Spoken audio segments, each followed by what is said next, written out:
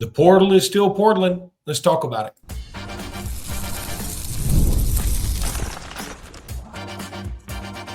You are Locked On Bama, your daily podcast on the Alabama Crimson Tide. Part of the Locked On Podcast Network, your team every day. Hey, everybody, and welcome back into Locked On Bama, AHSA's radio network. Luke Robinson, that's me. Bama Online is Jimmy Stein. That's him. This episode is brought to you by FanDuel. We'll talk about FanDuel. Also, thank you every day for being here every day, and thank you newbies for being here today. Also, I cut my lip really badly shaving, either just because I'm an idiot or I cut over a fever blister or something, and my lip has been bleeding like a stuck pig. So I got a Band-Aid right here. So make fun of me at your I own. think you got beat up by an Auburn fan or Chris Capps. It would be the worst beat up ever. This would be about what I would expect. Like I have a tiny dot-sized Band-Aid right here. Yeah, I think Capps will do more damage than that, most likely. Caps would do more damage, I think. I don't know. I might be able to dodge him pretty good. Right. You can beat him. You can beat him outside. Yeah, just get around the end. Where'd he go? All right. Poor guy. He's probably some neurosurgeon somewhere. Oh, he's doing so much better than us. It's Yeah. not funny. And that's why the guilt's not there. I know he's doing better than us. In fact, he has sympathy for guys like you and me. It's funny though. Anyone with a heart should. I do think it's just kind of funny that's a name we recall. I mean, all this time. I'm going to tell you, if somebody said, give me a list of 20 Alabama players you know and do it off the top of your head quickly, he'd be on it. Wouldn't he? Yeah, I mean, I get it. I'm such a prisoner. I guess they call it prisoner of the moment. I'm always so into this team. And frankly, in my head, I've sort of moved on. I hate seeing that prior to playing Michigan because I am excited about the Michigan game. But I'm so I like one of the things I love about college football, Luke, is that it's always about the next team, and it's a new lineup. It's a new lineup every year. It's not like the NFL or how the NFL used Especially to be. now. But it's especially now. But it's a new lineup. It's new guys, and I'm really invested in that. I'm doing a piece working on it as we speak. I'm halfway done, talking about how the portal losses affect the Michigan lineup, and in terms of, we've lost 13 guys. And if you think about it, like, well, you have 85, 13 is not a lot, but 13 actually is quite a bit. I mean, obviously 13's a lot. 15, 20% of the roster.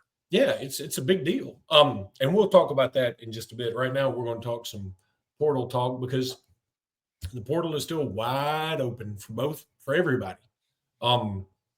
And boy, this is apropos of nothing. I'm going to Google what is the root of the word portal. I mean, when was it because of, it was like short for porthole? Like you actually go through a porthole, or like you can go through a porthole either way, or is it like there's something else that I don't know about? So, would you think it has something to do with a boat? You know how a boat has port? That's a porthole. That's what a porthole is on a boat. Perhaps that's what I don't know. But ever since they invented the transfer portal, I don't know of a word they were using prior to transfer portal to describe it. I don't know of that. No, you would just transfer it. Yeah. So, all right. Mario Craver's coming in for a visit. Now, we talked about him briefly yesterday. It is a kid from Clay Chalkville. They put some receivers out there. Nico Collins, I've got him on my fantasy team, which just got put out of the playoffs for the Houston Texans. He, of course, played for Michigan, weirdly. He was from Clay Chalkville. They had Jalen Mbakwe, who played everything. Mm-hmm. And they also had Mario Craver, who is a fantastic player, I think. I think he was undervalued as a player. They had Squirrel White, who is at Tennessee doing pretty well now. He's not the best receiver they have, but he's pretty good. Would you be okay with Mario Craver? Here's the thing. If somebody comes up and goes, hey, Luke, what do you think about Mario Craver being on the team? And be like, yeah, that's good. I'll take it. I'm good with it, especially given our portal exits. Here's the thing. I do think Mario Craver is a good player. I do. He was impactful as a freshman at Mississippi State. It's not easy to be an impactful true freshman in this league anywhere. I think he had 17 catches, but for like 360 yards and 3 touchdowns. I mean, so fairly impactful true freshman. I remember him very well from high school recruiting, as does Luke, who was a teammate of Jalen Mbakwe on that state championship Clay Chalkville team. So I have fond memories there. I would say in trying to keep it real, that's what we do here. We try to keep it real. And since Kevin Concepcion was a visitor on that first wave of portal visitors, I got to admit it would be a little, I'm going to say, deflating if you had expectations of landing Concepcion and then end up with Mario Craver instead. That's how I feel too. So I get that, but that's not fair to Mario because Mario's a good player, and Mario would be, I think, a net asset for Alabama in terms of would he play? Would he get in the rotation? Could he help Alabama out? I think the answers to all that are yes. But I admit that if your head was set on, hey, I think we're going to get Concepcion, and then you end up with Craver, I get how you're like, that's not moving the needle for me. It might have been had Concepcion's name ever come up. Yeah, I'm with you that I think deflating is harsh. I think I didn't like saying it out loud. A very mild letdown. Letdown seems harsh. I'm not as excited about Mario Craver as I would be about Casey Concepcion. There you go. I'm trying to make it I don't know how you make it less insulting. Because it's not insulting. If you just told me we're getting Mario Craver and we don't know about Casey Concepcion, and I don't know if I'm still saying that correctly. I think it's fun the way you say it. Then we need a funner way to say Mario Craver. Mario Craver. But no, if we I'm gonna go Mario and KC from here on out. If we didn't know about KC and we get Mario, I think we're all like, okay, I dig it. Alabama guy. From a fantastic high school that's put out a lot of talent that we know about, that I've seen play several times as a member of the AHSA radio network. And I like it. Yeah. But when you say KC, you didn't get KC and you got him, you're sort of like, oh. I also think wide receiver's not the need. See, a lot of people look at, boy, Alabama only played Ryan and Jeremy and only threw the ball to 2 guys all year. We really need help at wide receiver. I think some of that was the offense. Some of it was Jalen, in terms of like he goes to his security blankets a lot, which is okay. I think this room is a little better than people know. I think Emmanuel Henderson is a pretty good player.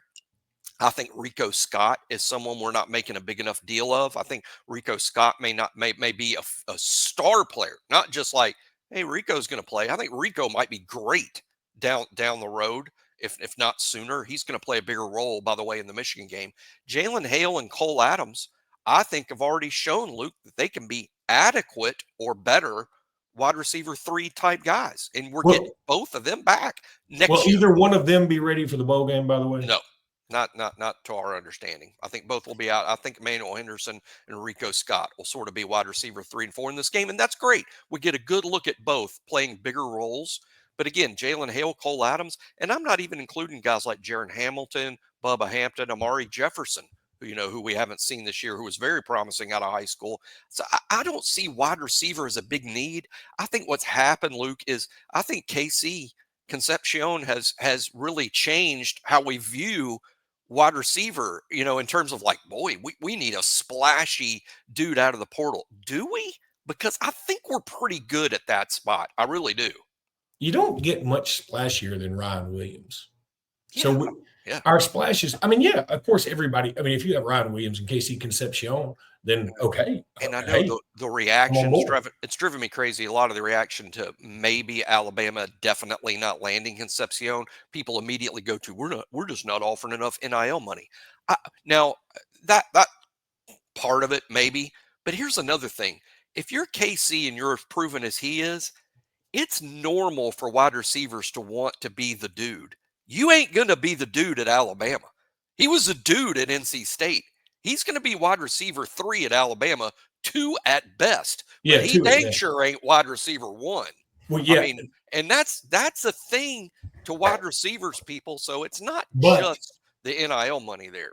I agree with you on that. And when people say you're not paying enough in NIL money, we may go, you're right. We're not paying him enough based on what other people are paying him because we don't want to spend that much on this particular player. Again, not an insult. Some teams need to overpay. But here's the other thing I would add to that. I would say, KC, let me ask you this. How many times, I don't know, do you think NC State played at a prime time on a primetime spot on TV, right? You want to get your name out there. And you were the number one guy for them. How many times do you think they played? And my guess would be 0. And how many times do you think Alabama did? Pretty big game against Tennessee once. Well, Alabama, that was last year, and they got buried. And that game doesn't even count. Oh, it wasn't big for NC State, but No, I mean, that was a game. It was a primetime game, but when it's already a gazillion to nothing, people turn it off. Okay, but, Alabama, and I know Alabama got beat badly in this game. Alabama's such a big brand that they were the primetime game against an Oklahoma team who at the time hadn't beaten anybody in the SEC except Auburn. Yeah. So, and they were in turmoil. Now, Alabama got beat bad, not contesting that. I'm just telling you this to show you how big the brand is. We're going to talk some more portal right when we get back. It's time to talk some FanDuel, and I'm going to tell you something. I love FanDuel so much. I think that all of our advertisers love it when I don't read the message. So I'm not going to read it. I'm just going to tell y'all FanDuel is the best. If you like the NFL, and all I did yesterday, much to the chagrin of my entire family, was watch NFL stuff. I love the NFL. I really do. I don't know why. My fantasy team's terrible. And I don't have a team that I love, but I love it because of things like FanDuel. That's why. That's probably why. And it's a lot of fun to watch. And that's what's great about the NFL. You can always have something going on with the NFL through FanDuel. And you can get a hunch and be like, oh, I'm going to just put a little bit on this. And you do that, and it makes it fun. It keeps you engaged. It's just awesome. FanDuel is fantastic. And you can get up to $150 in bonus bets if you win your first $5 bet. You can't beat that with a stick. I mean, you can try, but you're not going to. And so $150 free in bonus bets with your first $5 win. That's just like, here's money at Christmas time. Here, sir. Here's some money for you right here at Christmas time. Think of how much your family will love you. Go to FanDuel today and download this app and have a blast. You will love FanDuel. It's America's #1 sports book. It's an official sports book partner of the NFL.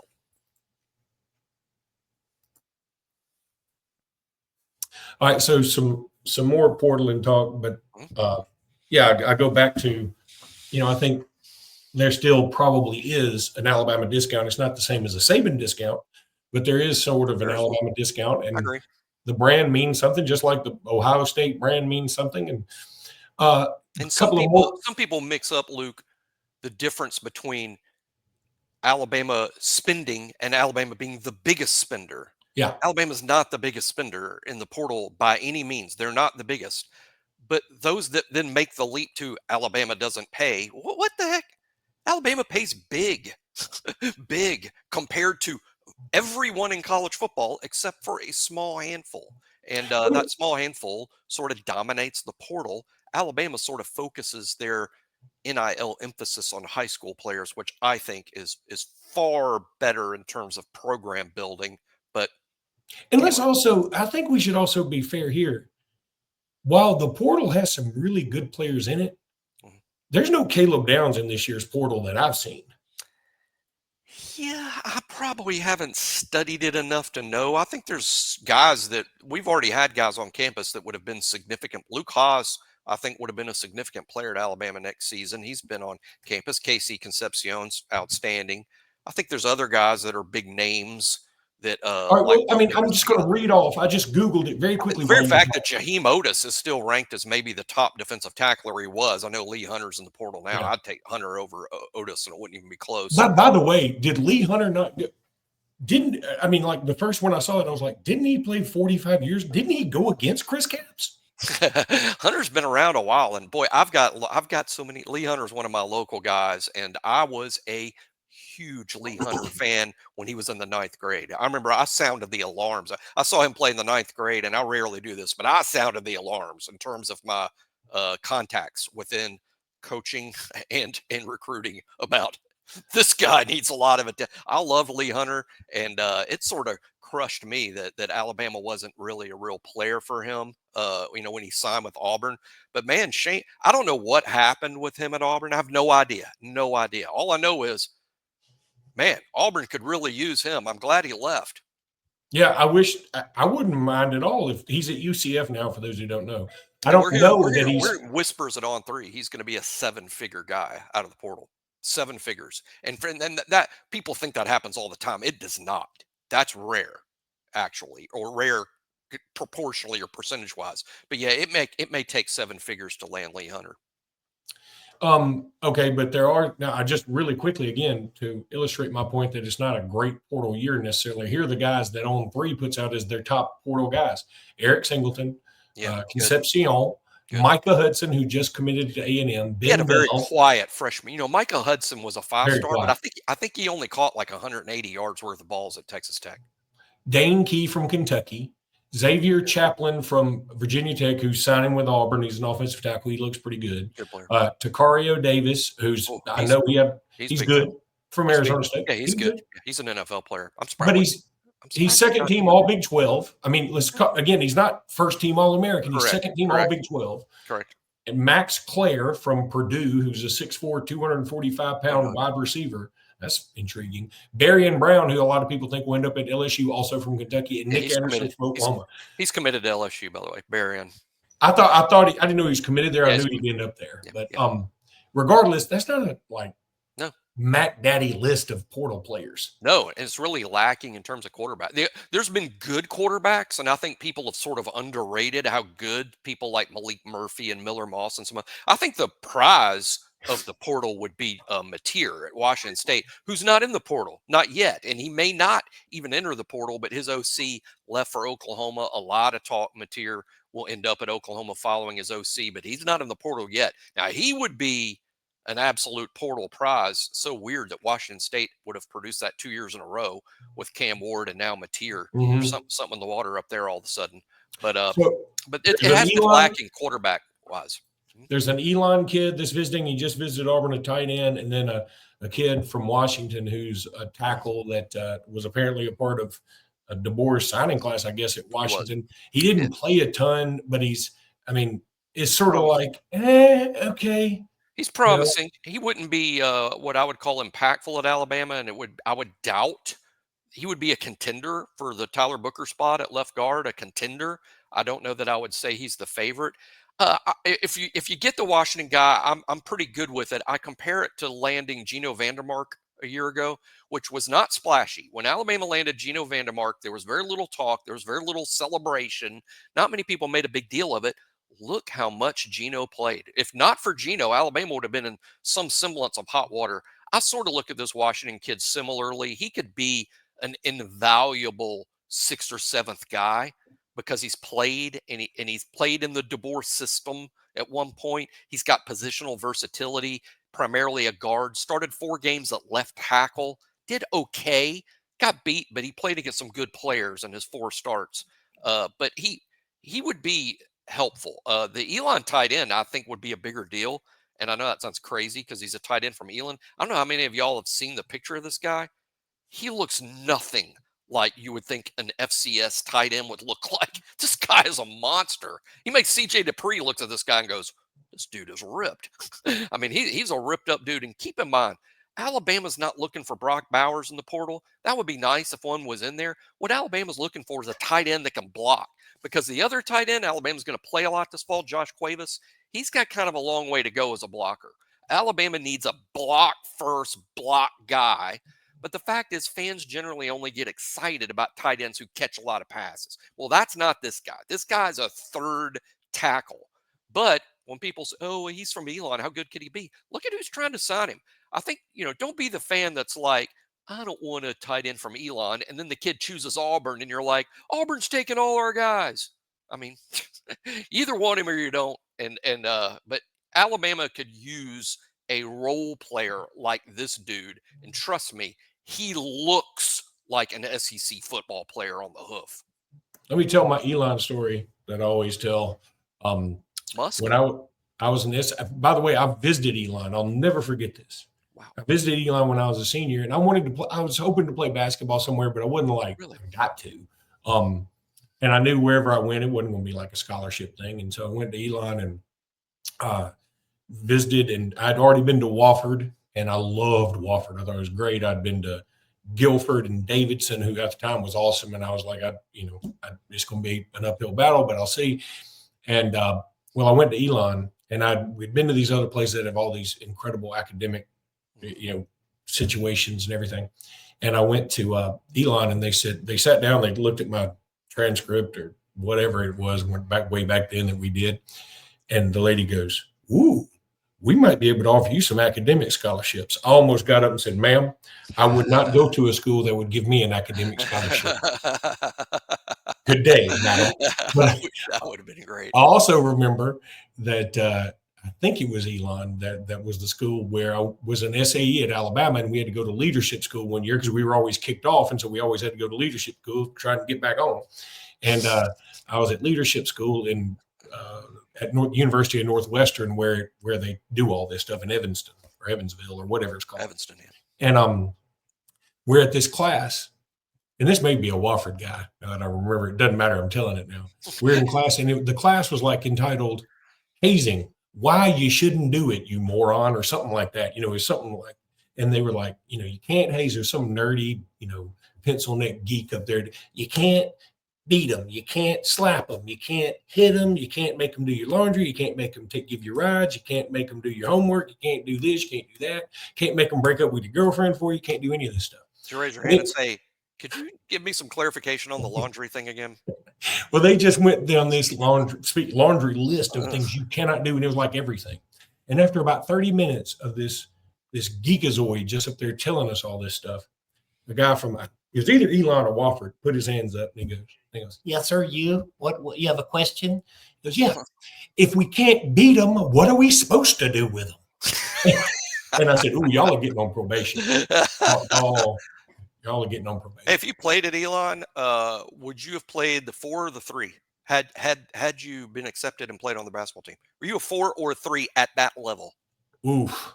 I probably that's probably was part of my problem, because at Indian Springs I was a 5 who dribbled exquisitely well because there weren't many other people dribbling. It's not based on my own dribbling skills. You were a point center?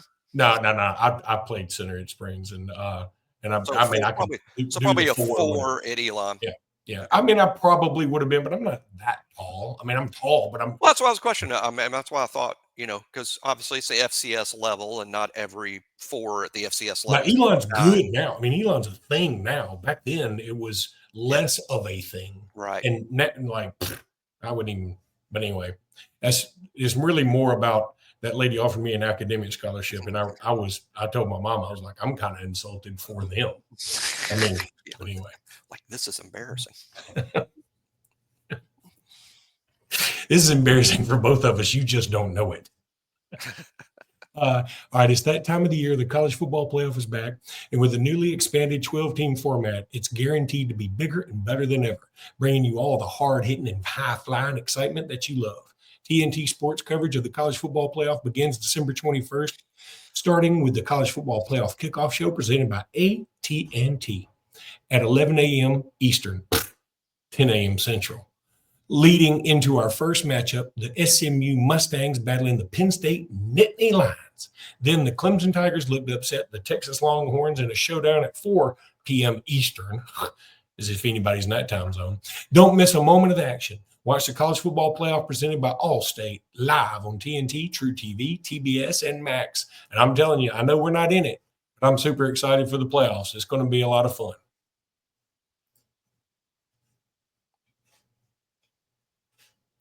All right, Jimmy, some signees are beginning to arrive, and practice is going on. Ivan Taylor is he'll be here any minute, right?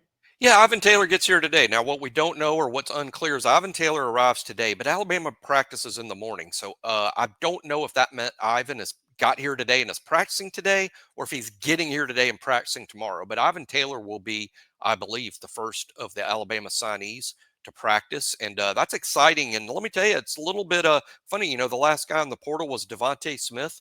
I think Ivan Taylor could potentially play Husky, and not only potentially play the Husky position that Devontae has just left.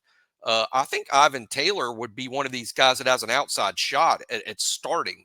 I mean, because he's got the intangibles, which are so important for true freshman starters. He's going to be comfortable playing again in a big time school. He's got the bloodlines. His dad's played on the biggest stages imaginable, literally. I mean, the Super Bowls. Uh, he's going to be in his film. He can cover. He's physical. And again, intangibles through the roof. I mean, this kid could have played at Notre Dame and Michigan.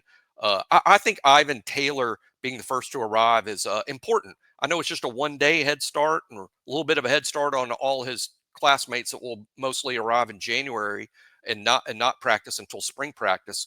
But Ivan Taylor is a guy I would keep my eye on as a freshman with an outside shot at being a starter in 2025. Oh, mute. I blame it on the Band-Aid. I blame it on the Band-Aid. You were talking, but we couldn't hear you through the Well, Band-Aid. you know what? I bet you that if that academic advisor from Elon is watching this, she goes, I knew you were a moron. She's like, that was the low point of me offering that academic scholarly to that I mean, I Indian was like, Springs kid. she was like, hey, go ahead and accept this scholarship. I'm trying to get fired. You know? All right. So practice going on. It just dawned on me. You were like, hey, that Rico Scott may be the 3 or the 4 wide receiver for the bowl game. When does I should probably know this. When does the transfer portal close? Because if you're Caleb Odom, wouldn't you think maybe he could go to the bowl game, play in the bowl game? What if he showed out and then his value skyrockets? I guess the other side of that is what if you go to the bowl game and get hurt and then you can't even get in the portal? Well, most kids enter the portal early because they're worried that the place that they could, their options might be more limited, down there because people have filled up. So I think they get in the portal early so they have more of a wider, wider choices. So I guess that's why. I mean, that would be my answer as to why. But it's definitely true that because of think Alabama's wide receiver losses. I think the wide receiver position's affected more than any other because Odom, Kobe Prentice, and Kendrick Law, they all regularly played with the first team. So that's 3 guys to replace in the rotation. Now, Ryan and Jeremy play so many snaps. It's not imperative that you play, with 6 or 7 guys because Ryan and Jeremy play so many snaps. But look, you need a 3rd and a 4th guy. And right now, Luke, the 3rd and 4th guys are Emmanuel Henderson and Rico Scott. Because keep in mind, not only are you missing Odom, Prentice, and Law, you're also missing Jalen Hale and Cole Adams. So, you've got approximately 12 wide receivers on scholarship. 2 of them are out. That's 10. 3 of them just left. That just leaves you with 7. 2 of them are Ryan and Jeremy. So really, there's just 5 guys to use for depth here. But Emmanuel Henderson and Rico Scott are good players, and this is a great opportunity for them. And I think my personal favorite moment of the Michigan game might be a big play from either Emmanuel or Rico, because we'll need some new guys this fall helping out. 2 and 5. Yeah, it's just funny that you got a few guys that are receivers that are in the portal from us, and I would have thought this would be an opportunity because Will Johnson is not going to be playing for Michigan, so that means their cornerback room is depleted, and it's a good one.